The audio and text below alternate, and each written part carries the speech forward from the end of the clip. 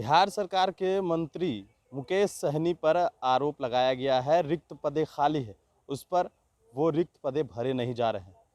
वहीं जिस तरीके से भारतीय जनता पार्टी के ऊपर लगातार मुकेश सहनी हमला कर रहे हैं, यूपी में जाकर यूपी में वो बयान दे रहे हैं कि भाजपा को हराओ, भाजपा धोखेबाज पार्टी है, इस तरह के बयान वो यूपी में जाकर दे रहे हैं और यहाँ विधानसभा सत्र चल रहा है और इसमें मुकेश सहनी शिरकत नहीं कर रहे।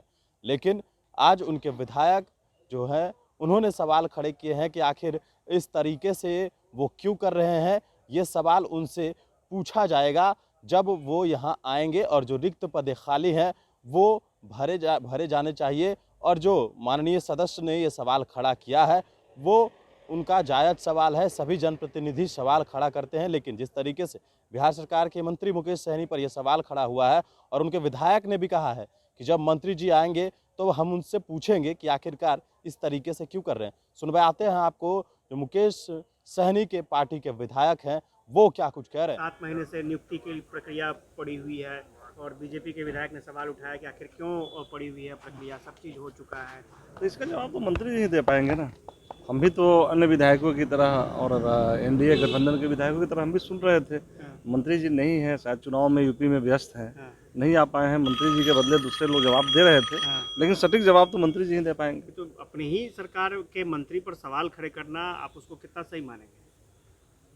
नहीं, किसी सरकार अपनी हो या पराई हो, जो जन सरोकार की जो बातें होगी उसको तो लेकर के सदन में आना ही पड़ता है। मैं भी कई बार क्वेश्चन करता हूँ जो सरकार के खिलाफ होता है, तो इसमें कहीं से विधायकों को यह अधिकार है कि वो अपनी सरकार के खिलाफ दे। अच्छा, मुकेश सहनी जी ने वहाँ पर बीजेपी के खिलाफ वोट देने की अपील की, बड़ा विज्ञापन दिया, उसको किस तरह से देखते हैं? ये तो आप लोग के माध्यम से हमको भी सुनने में मिला और देखने को मिला, लेकिन ये बिल्कुल ही गलत है, क्योंकि गठबंधन में साथ रखे गठबंधन के खिलाफ कहीं से जायज नहीं। ठीक सवाल बात करेंगे इसको लेके मुकेश सहनी से कि गलत जो कर रहे हैं आप उस गलती को। बिल्कुल, यूपी से लौट के आएंगे तो हम लोग बैठ के जरूर बात करेंगे। हमारे राष्ट्रीय नेता है, मैं बैठ लूंगा। यूपी में हम किंग मेकर की भूमिका में रहेंगे, कैसे देखते हैं?